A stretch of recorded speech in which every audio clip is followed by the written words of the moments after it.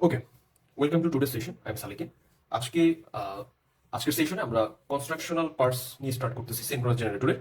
তো সিনক্রোনাস জেনারেটরের কনস্ট্রাকশনাল পার্টস যদি আমরা দেখতে চাই তাহলে হচ্ছে ওর মেজর দুইটা পার্ট আছে। একটা হচ্ছে স্ট্যাটর আর একটা হচ্ছে রোটর। আমরা প্রিভিয়াস লেকচারে কিছুটা আইডিয়া দিয়েছিলাম।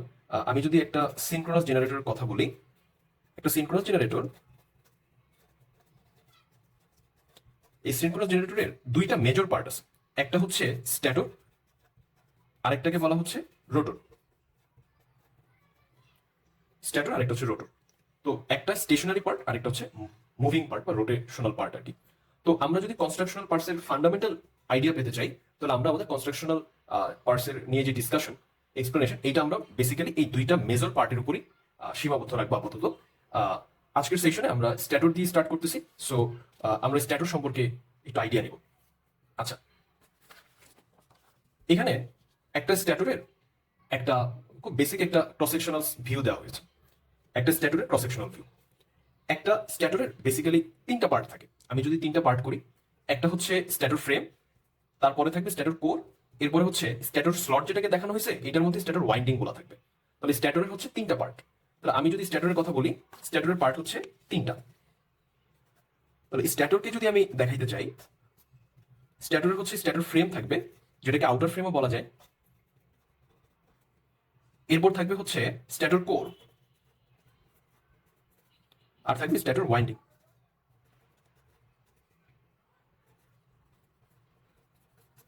স্ট্যাটর ওয়াইন্ডিংস।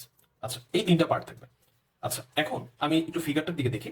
আমরা শুরুতে যদি স্ট্যাটর ফ্রেম নিয়ে কিছু কথা বলি, তাহলে একটা স্ট্যাটর ফ্রেমের ক্ষেত্রে এটা দেখাই যাচ্ছে যে এইটা একদম বাহিরের দিকের একটা লেয়ার। সো এই যে এই পার্টটুকু, এটাকে আমরা স্ট্যাটর, এতটুকুকে আমরা স্ট্যাটর ফ্রেম বলতেছি। তো স্ট্যাটর ফ্রেমের যেহেতু একদম বাহিরের দিকে আছে, এই স্ট্যাটর ফ্রেমটার মেইন ফাংশনটাই হচ্ছে ও ইন্টারনাল যত পার্টস আছে, ইনার যত পার্টস আছে সবগুলোকে সে প্রোটেক্ট করবে এবং আমাদের পুরো মেশিনটাকে একটা মেকানিক্যাল স্ট্রেংথ দিবে। রাইট? কারণ ও সবার বাহিরে আছে। আর মেশিনটাকে একটা mechanical structure, proper mechanical structure দেওয়াও হচ্ছে স্ট্যাটর ফ্রেমের একটা ফাংশনের মধ্যে পড়ে। তাহলে স্ট্যাটর ফ্রেম এটার মেইন ফাংশন সম্পর্কে আমরা বুঝতে পারলাম। তো আমি স্ট্যাটর ফ্রেম সম্পর্কে যদি একটু বলি, লাইক আমি শুরুতে একটু স্ট্যাটর ফ্রেম সম্পর্কে বলতেছি। What about stator frame? আচ্ছা, আমি ওর যে পারপাসের কথা বলতেছিলাম, ফার্স্ট পারপাস হচ্ছে it protects the inner parts, right? যেহেতু একদম বাহিরের দিকে আছে, তাহলে ভিতরের দিকের যত পার্টস গুলো আছে সবগুলোকে সে প্রোটেক্ট করবে এবং দাস গিভস মেকানিক্যাল স্ট্রেংথ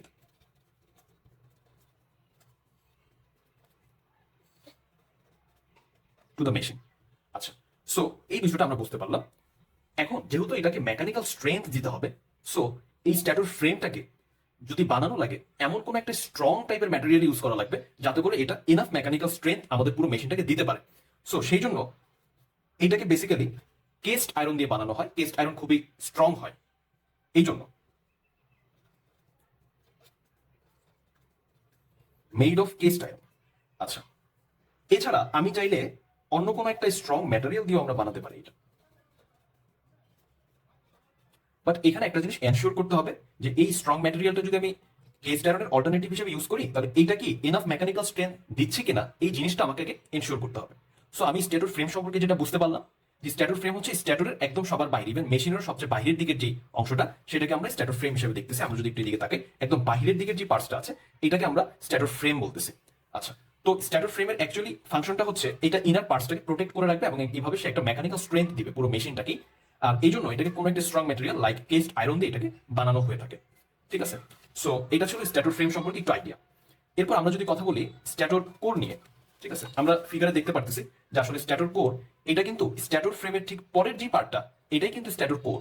এবং এই স্ট্যাটর কোরকে আমরা কিন্তু স্ট্যাটরের মেইন বডি হিসেবেও কনসিডার করতে পারি। যেহেতু কোর ওয়ার্ডটা এটার সাথে জুড়ে আছে, তো কোর ওয়ার্ডটার সাথে আমরা বুঝতেই পারতেছি এটা খুবই সিগনিফিকেন্ট পার্ট আমাদের পুরো মানে স্ট্যাটরের।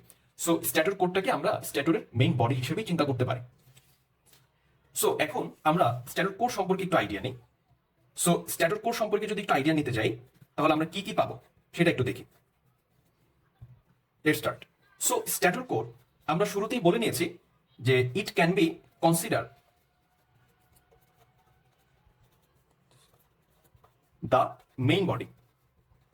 Main body of stator, right? আচ্ছা, এটা হচ্ছে স্ট্যাটর মেইন বডি হিসেবে কনসিডার করা যেতে পারে। আচ্ছা, এরপর আমি যদি বলি যে স্ট্যাটর কোর এইটাকে অ্যাকচুয়ালি কি দিয়ে বানানো হয়ে থাকে, সো এটার কাজ কিন্তু প্রোটেক্ট করা না, যে এটাকে ওয়েল স্ট্রং হওয়া লাগবে বা মেকানিক্যাল স্ট্রেন দেওয়া লাগবে, এরকম কোনো পারপাস কিন্তু ওর না। ওর কাজটা আলাদা, ফাংশনটা আলাদা, সেখানেও আমরা আসতেছি স্টেপ বাই স্টেপ। তো ওকে বেসিক্যালি যেটা বানানো হয়, ওকে বানানোর জন্য সিলিকন স্টিল ম্যাটেরিয়াল ইউজ করা হয়।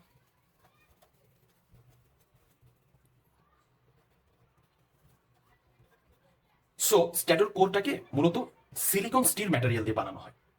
এখন এটাকে কি একটা সিঙ্গেল অবজেক্ট হিসেবে বানানো হয়, এটা একটা কোশ্চেন। কথাটা আমি একটু বলি। এটা তো আমরা একটা ক্রস সেকশনাল ভিউ দেখতেছি, মানে আমি যদি এইভাবে ক্রস সেকশন বরাবর স্লাইস করি তাহলে ভিউটা এরকম হবে। তো আমি যদি পুরো অন্য একটা ভিউ থেকে দেখি, তাহলে এই পাশ থেকে দেখি, ক্রস সেকশন না দেখে আমি যদি লেন্থ দিয়ে দেখি, এক্সিয়াল ব্যাপারটাকে দেখি, তাহলে হচ্ছে কিন্তু এটাকে দেখতে একটা সিলিন্ডার টাইপের কিছু একটা মনে হতে পারে। তো স্ট্যাটর যে কোরটা আছে, এই কোরটাকে কি আমি একটা সিঙ্গেল অবজেক্ট হিসেবে বানিয়ে ফেলি, নাকি হচ্ছে অন্য কোনো একটা উপায় বানাই? এখানে কথা হচ্ছে কোরটাকে কখনো একটা সিঙ্গেল বড় একটা অবজেক্ট, মানে একটা সিঙ্গেল অবজেক্ট হিসেবে বানানো হয় না, যে আমি একটা সিলিন্ডার শেপের ভিতরটা একটু ভ্যাকিউমের মতো থাকবে, মানে হলো থাকবে আর কি, ফাঁকা থাকবে, এরকম একটা সিলিন্ডারের মতো বানিয়ে ফেললাম সিলিকন স্টিল ম্যাটেরিয়াল দিয়ে। বিষয়টা আসলে এরকম না। তো তাহলে কিভাবে বানানো হচ্ছে? তো আসলে হয় কি, আমি একটু বলি, সেটা হচ্ছে আমরা এই যে সিলিকন স্টিল ম্যাটেরিয়ালের কথা বলতেছি, এগুলো দিয়ে আসলে এরকম সার্কুলার কিছু স্ট্যাম্পিং বানানো হবে। এরকম দেখতে, এই যে এরকম দেখতে সার্কুলার কিছু ছোট ছোট, মানে খুব কম থিকনেসের স্ট্যাম্পিং বানানো হবে। আচ্ছা, সেগুলো সিলিকন ম্যাটেরিয়াল দিয়ে বানানো হয়। এটা দিয়ে আসলে কি বানানো হচ্ছে? নাম্বার অফ স্ট্যাম্পিংস, ঠিক আছে? বা এটাকে, এই স্ট্যাম্পিংস গুলোকে আমরা বলতে পারি সিলিকন স্টিল শিটস বলা যেতে পারে। শিটস আমরা বলি না আয়রন শিটস, ঠিক তেমনই এটা সিলিকন স্টিলের শিটস, ঠিক আছে? তো এই শিটস গুলোকে পরে একসাথে কম্বাইন করে আমি পুরো স্ট্যাটরটাকে আমি পাই। তো আসলে এটার উদ্দেশ্যটা কি?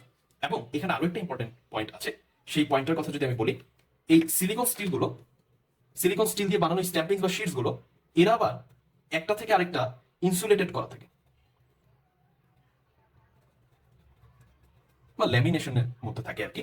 তো এই প্রত্যেকটা শিট একটা থেকে আরেকটা ইনসুলেটেড থাকে। আচ্ছা, তাহলে এই ইনসুলেশনে থাকার উদ্দেশ্যটা কি? কেন আমি আমি পুরো একটা সিলিকন স্টিল ম্যাটেরিয়াল দিয়ে পুরো স্ট্যাটুকটাকে কেন বানিয়ে ফেলতেছি না? কেনই বা হচ্ছে আমি আলাদা আলাদা ছোট ছোট শিটস বা স্ট্যাম্পিংস বানিয়ে এগুলোকে আবার প্রত্যেকটা থেকে আলাদা করে ইনসুলেট করে তারপর কম্বাইন করে আমি পুরো স্ট্যাটুকটাকে পাচ্ছি? এটার উদ্দেশ্যটা কি? আচ্ছা, এটার একটা উদ্দেশ্য আছে, অবশ্যই খুবই গুরুত্বপূর্ণ একটা উদ্দেশ্য। এই উদ্দেশ্যটা হচ্ছে the insulation is for, and the, এইরকম স্ট্যাম্পিং আর শিটস বানানোর আলাদা আলাদা করে পরে কম্বাইন করা, এটার মেইন যে পারপাসটা, to reduce eddy current loss.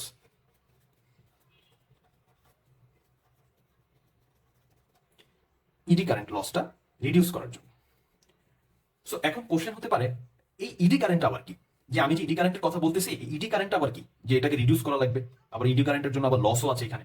আচ্ছা, সো এইটা বুঝতে হলে আমরা এখন কিছু ডিসকাশনে যাব, যে আসলে ইডি কারেন্ট কি, এটাকে বলি, বোঝার চেষ্টা করি। দেন ইডি কারেন্ট লসটাকে ইনসুলেশনে রাখলে কেন এটা কমে যায়, সেটা হচ্ছে একটা মানে কোশ্চেন। ওকে, সো আমি সেখানে আসি। ফার্স্ট অফ অল আমি একটু বলি যে আসলে ইডি কারেন্টটা কি। সাপোজ আমাদের কাছে এরকম একটা কোর আছে। This is just a basic idea for eddy current, আমরা খুব ডিটেলসে দেখবো না আপাতত। সো সাপোজ আমি এই কোরটাকে বলতেছি এটা একটা আয়রন কোর, এটা একটা আয়রন কোর। আচ্ছা, তো আমি এখন করলাম কি, এইটার মধ্য দিয়ে কিছু ওয়্যার কানেক্ট করে দিলাম, এরকম লুপ বানিয়ে দিলাম, ঠিক আছে? এরকম কিছু লুপ কানেক্ট করে দিলাম। এই লুপের মধ্য দিয়ে আমি আবার সাপ্লাই দিলাম হচ্ছে AC current, I sorry, AC current supply দিয়েছে। এখন AC current, alternating current. So এই AC, due to this AC current, এই যে আমি একটা লুপ, মানে আমি যে ওয়্যারের লুপ তৈরি করলাম, এই লুপের কারণে তো এই সার্কুলার কারেন্ট ফ্লো এর জন্য তো একটা ম্যাগনেটিক ফিল্ড তৈরি হবে, রাইট? সো এই ম্যাগনেটিক ফিল্ডের যে ফ্লাক্স লাইন বা ফিল্ড লাইনগুলা, এগুলা কিন্তু ফর টাইম বিং আমরা ধরে নিই যে আমাদের কারেন্টের ডিরেকশনটা হচ্ছে এরকম। সো আমরা বলতে পারি যে আসলে কারেন্ট এইভাবে যাচ্ছে, সো আমাদের ফ্লাক্স লাইনগুলো অ্যাকচুয়ালি এদিক থেকে পাস করবে। আমাদের ফ্লাক্স লাইন, ফ্লাক্সকে আমি ফাই দিয়ে প্রকাশ করবো, ঠিক আছে? বুঝলাম যে আসলে ফ্লাক্সটা কেন আসছে। ফ্লাক্সটা আসছে হচ্ছে, আমি কিন্তু আয়রন কোরের জন্য ফ্লাক্স পাইনি, আমি পেয়েছি কিসের জন্য? এই আয়রন কোরের চারদিকে যে আমি একটা কারেন্ট ক্যারিং লুপ রেখেছি এবং সেটাতে এসি কারেন্ট সাপ্লাই দিয়েছি, এই এসি কারেন্টের জন্য একটা ম্যাগনেটিক ফিল্ড তৈরি হয়েছে। Due to that magnetic field আমি ফ্লাক্সটা পাচ্ছি। তো ফ্লাক্সটা এরকম থাকবে, অর্থাৎ লুপের প্রসেকশনের সাথে পারপেন্ডিকুলার ডিরেকশনে থাকবে। আচ্ছা, এখন প্রশ্ন হচ্ছে, ঠিক আছে বুঝতে পারলাম, কিন্তু ভিতরে যে একজন আয়রন কোর আছে, এই আয়রন কোর ম্যাটেরিয়াল, ওর ম্যাটেরিয়ালিস্টিক স্ট্রাকচার যদি দেখি, এটা কিন্তু আসলে এই ফ্লাক্সের প্রতি ওরও কিন্তু একটা ম্যাটেরিয়ালিস্টিক ইন্টারেকশন আছে এই আয়রন কোরে, রাইট? ওর ভেতর দিয়ে, ওর ম্যাটেরিয়াল বা ওর ভেতর দিয়ে যখন এই ফ্লাক্সটা পাস করতেছে, এই ম্যাগনেটিক ফিল্ড পাস করতেছে, তখন ওর ভিতরেও কিন্তু কি একটা ইএমএফ ইনডিউসড হয়, রাইট? কথাটা আমরা বোঝার চেষ্টা করি। এটা কিন্তু আয়রন কোর, রাইট? সবাই কিন্তু ম্যাগনেটিক ফিল্ডের প্রতি রিয়েকশন দেখাবে না। আয়রন কিন্তু দেখাতে পারে, সিলিকন স্টিল দেখাতে পারে। সো আমরা এগুলোর মধ্যে আছি কারণ আমাদের অবজেক্টটা এটা দিয়েই বানানো, হয়তো আয়রন কোর অথবা সিলিকন স্টিল। আমি আয়রন কোর দিয়ে জাস্ট এক্সাম্পল দিচ্ছি ইডি কারেন্টটা বোঝার জন্য। তো যখন এই যে ইএমএফ, সরি, ফ্লাক্স লাইন যখন পাস করতেছে এই আয়রন কোরের মধ্যে, এখানেও ইলেকট্রোম্যাগনেটিক ইন্ডাকশনের মাধ্যমে এই আয়রনের ম্যাটেরিয়ালের ভিতরে কিছু কি, মানে যে জায়গাগুলোতে ফ্লাক্স লাইনগুলো পাস করতেছে, এখানেও তো ইএমএফ ইনডিউসড হচ্ছে। তাহলে ওর ওর ভেতরে যে ইএমএফটা প্রডিউস হচ্ছে, এই ইএমএফ এর জন্য, due to that induced EMF, ওইখানে কিছু কারেন্ট তৈরি হয়। এই কারেন্টগুলো অ্যাকচুয়ালি এরকম সার্কুলার পাথওয়েতে রোটেট করতে থাকে, সার্কুলার ইন নেচার। এটা কিন্তু ম্যাটেরিয়ালের ভিতরে, আয়রন কোরের ম্যাটেরিয়ালের ভেতরে। এটা কিন্তু এই কারেন্ট ক্যারিং ওয়্যারের মধ্যে না। কারেন্ট ক্যারিং ওয়্যারের মধ্যে এসি কারেন্ট ছিল, যেটা আমি সাপ্লাই দিয়েছি। এইটার জন্য ফ্লাক্স মানে ম্যাগনেটিক ফিল্ড তৈরি হলো। এই ম্যাগনেটিক ফিল্ড যখন আবার ভেতরের আয়রন কোরের মধ্যে দিয়ে গেছে, তখন ওইখানে আবার ইএমএফ ইনডিউসড হয়েছে এই আয়রন কোরের ভেতরে। ওই ইএমএফ এর জন্য যে কারেন্ট আসতেছে, এগুলো সার্কুলার ইন নেচার হয়, ছোট ছোট সার্কুলার ট্রাজেক্টরিতে ওরা মুভ করতে থাকে, সার্কুলেট করতে থাকে। এই কারেন্টটাকে আমরা বলতেছি এডি কারেন্ট, ঠিক আছে? মানে আমি যদি একটু ম্যাটেরিয়ালটা এইভাবে দেখাই, ওরা আসলে এরকম ছোট ছোট একটা লুপ নিয়ে এরকম সার্কুলার ওয়েতে ঘুরতে থাকে এই কারেন্টগুলো। So this is eddy current, ঠিক আছে? এগুলোকে আমরা ইডি কারেন্ট বলতেছি। সো এখন ইডি কারেন্ট সমস্যাটা কি অ্যাকচুয়ালি? সমস্যাটা এটাই, আয়রন কোরের তো রেজিস্ট্যান্স আছে ওর ভিতরে, এটা তো একটা আয়রন কোর, ওর স্ট্রাকচারও থাকবে ভিতরে, ওর যে স্ট্রাকচার আছে। সো ওর তো কিছু রেজিস্ট্যান্সও আছে ভিতরে, রাইট? সো এই রেজিস্ট্যান্সের সাথে এই আই এর যখন ইন্টারেকশন হয়, ধরে নিলাম সেই রেজিস্ট্যান্সটাকে আমি আর দিয়ে ডিনোট করেছি, তাহলে এই আই যখন আসবে, এটার সাথে স্কোয়ার করলে এখানে কিছু হিট প্রডিউস হচ্ছে, যেটা অ্যাকচুয়ালি আমার জন্য লস। কেন লস? বিকজ এই হিটটা আমি ইউজ করতে পারতেছি না। এই হিটটা যে প্রডিউস হচ্ছে, এটার কারণে আমার মেশিনটা গরম হয়ে যাচ্ছে, আমাদের এই কোরটা গরম হয়ে যাবে। তো যত বেশি এডি কারেন্ট প্রডিউস হবে, ফ্লাক্স যত বেশি, এডি কারেন্ট তত বেশি প্রডিউস হবে, তত হিট লস হবে, মেশিন তত গরম।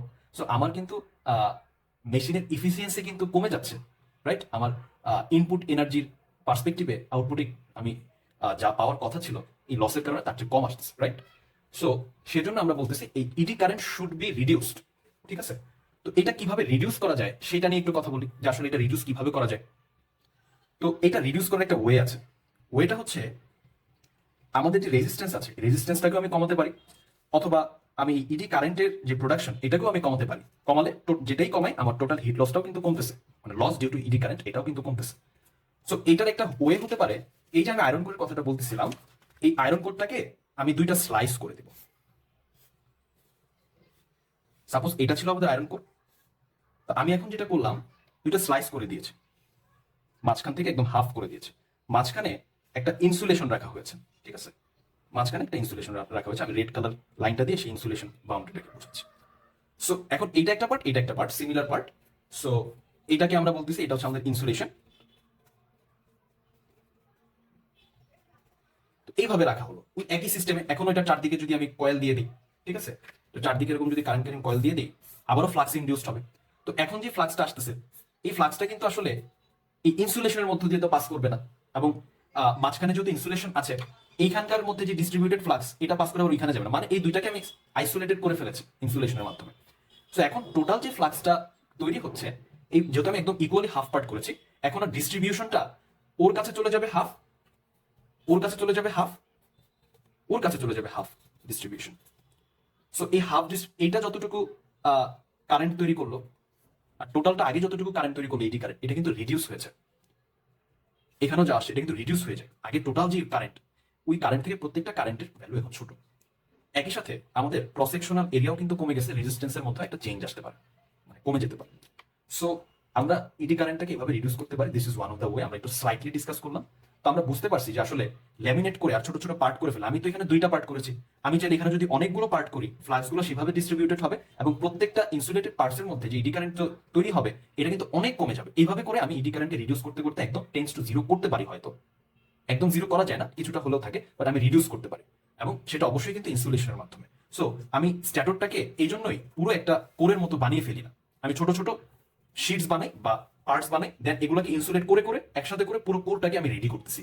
যেন যেহেতু আমি কোরটাকে সিলিকন স্টিল দিয়ে বানাই, আমরা আয়রন কোরের জন্য বললেও আয়রন কোরের মতো সিলিকন স্টিলও একই রকম ইডি কারেন্ট তৈরি হতে পারে। সো এই জন্য সেই ইডি কারেন্ট লসটাকে রিডিউস করার জন্যই কিন্তু আসলে আমরা বেসিক্যালি কি করতেছি, এই ইনসুলেশনের জায়গাটাকে এনশিওর করতেছি। ঠিক আছে, সো এইটা আমরা বুঝতে পারলাম। এরপর আমি যদি বলি যে স্ট্যাটোর কোর, এটা ফাংশনটা অ্যাকচুয়ালি কি। সো এটার ফাংশনটা হচ্ছে, আমি ওর যে ফিগারটা আছে একটু দেখাই। এটা হচ্ছে আমাদের স্ট্যাটোর কোর, এই পাশটা হচ্ছে আমাদের স্ট্যাটোর কোর। সো মাঝখানে আমি রোটরটাকে দেখাই না, এখানে ফাঁকা রেখেছি, আমরা শুধু স্ট্যাটোরের ক্রস সেকশনাল ভিউটা আঁকছি। তো রোটর থেকে আমি তো আমরা তো হচ্ছে প্রিভিয়াস লেকচারে বলেছিলাম যে স্ট্যাটোরের মধ্যে একটা ইএমএফ ইন্ডিউস করে স্ট্যাটোর ওয়াইন্ডিং এ, কারণ রোটরের সাথে একটা ম্যাগনেটিক ফ্লাক্স অ্যাসোসিয়েটেড থাকে। রোটরের সাথে সেই রোটেশনাল ম্যাগনেটিক ফ্লাক্স এখানে একটা ইএমএফ ইন্ডিউস করতে পারে, এই যে ওর স্ট্যাটোর কোরের মধ্যে যে ওয়াইন্ডিং গুলো আছে সেখানে। সো তার মানে কি, ইএমএফ ইন্ডিউস করার জন্য ফ্লাক্স লাইনগুলোকে অবশ্যই কোরের মধ্যে দিয়ে ডিস্ট্রিবিউট হতে হবে, পাস করতে হবে, রাইট? এর মধ্যে দিয়ে পাস করতে হবে। সো কোর কিন্তু এই ম্যাগনেটিক ফ্লাক্স লাইনগুলোকে পাস করার জন্য একটা ওয়ে তৈরি করে দিচ্ছে, একটা পাথওয়ে তৈরি করে দিচ্ছে। সো আমরা সেই কথাটাকে বলতে পারি, it provides, ওর যে ফাংশনটা actually provides an easy and convenient path for field, field মানে ম্যাগনেটিক ফিল্ড লাইন আর কি, আমরা ফিল্ড বলতে এটাকেই বলতেছি, ফিল্ড লাইনস। আচ্ছা, এইটা হচ্ছে স্ট্যাটোর কোর সম্পর্কে একটু আইডিয়া। স্ট্যাটোর কোরের পর আমাদের স্ট্যাটোরের আরেকটা যে পার্টস আছে সেটা হচ্ছে স্ট্যাটোর winding, right? So stator winding সম্পর্কে যদি একটু বলতে চাই, এই যে আমাদের যে স্ট্যাটোর আছে, স্ট্যাটোর কোরের ইনার পেরিফেরি, এই ভিতরের দিকের যে পেরিফেরিটা আছে, এইটার সাথে কিছু স্লটস তৈরি করা হয়। এই যে এই রেড কালার যে দেখা যাচ্ছে, এই পার্টগুলোকে আমরা স্লটস বলতেছি, স্ট্যাটোর স্লট। এই স্লটগুলোর মধ্যে স্ট্যাটোর ওয়াইন্ডিংটাকে প্লেস করা হয়, সেট করা হয়, রাখা হয় এটার মধ্যে দিয়ে। ওয়াইন্ডিং কি আমরা তো অ্যাকচুয়ালি জানি, ওয়াইন্ডিং হচ্ছে combination of some coals, coil হচ্ছে আবার কতগুলো মানে ওয়্যারের কতগুলো লুপের কম্বিনেশন, রাইট? সো অ্যাকচুয়ালি আমাদের স্ট্যাটোর ওয়াইন্ডিং বা যেটাকে আমরা আর্মেচার ওয়াইন্ডিংও বলি ফর সিনক্রোনাস জেনারেটর, এই ওয়াইন্ডিং গুলো স্ট্যাটোর কোরের এই স্লটস এর মধ্যে রাখা থাকে। সো স্ট্যাটোর কোরের আরেকটা ফাংশন এটাও আমি বলতে পারি, সে আসলে স্ট্যাটোর ওয়াইন্ডিংটাকে ক্যারি করতেছে। ঠিক আছে, সো স্ট্যাটোর ওয়াইন্ডিংয়ে কিন্তু আসলে আমাদের ওই রোটর থেকে আসা রোটেশনাল ম্যাগনেটিক ফ্লাক্সের জন্য ইএমএফটা ইনডিউসড হবে, এটা স্ট্যাটোর ওয়াইন্ডিং এর মধ্যে। আর স্ট্যাটোর ওয়াইন্ডিং এর যে ওয়্যারগুলো, এটার সাথেই কিন্তু আমাদের জেনারেটর সার্কিটটা, যেখান থেকে আমরা আউটপুট বা আমি যে লোড কানেক্ট করবো, এটা কিন্তু ডিজাইন করা হয়। So stator winding it's also an very important part of stator and total machine also.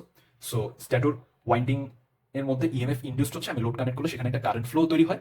দেন সেই কারেন্ট ফ্লোয়ের জন্য, সেই কারেন্ট ফ্লোয়ের কারণে আবার স্ট্যাটোর ম্যাগনেটিক ফিল্ড বলে আরেকটা ম্যাগনেটিক ফিল্ড তৈরি হয়, এটাও রিভলভিং ইন নেচার হয়। সো আর যদি আমি লোডটা কানেক্ট না করি স্ট্যাটোর ওয়াইন্ডিং এ, তাহলে হচ্ছে সেখানে কোনো কারেন্ট ফ্লো আসবে না, কোনো ম্যাগনেটিক ফিল্ড তৈরি হবে না, জাস্ট ইএমএফটা দুইটা টার্মিনাল ইন্ডিউসড হয়ে থাকবে, আউটপুট টার্মিনাল। সো আমরা মোটামুটি স্ট্যাটোর সম্পর্কে একটু আইডিয়া নিলাম। So that's for today session. আমরা নেক্সট সেশনে রোটর নিয়ে ডিসকাস করবো।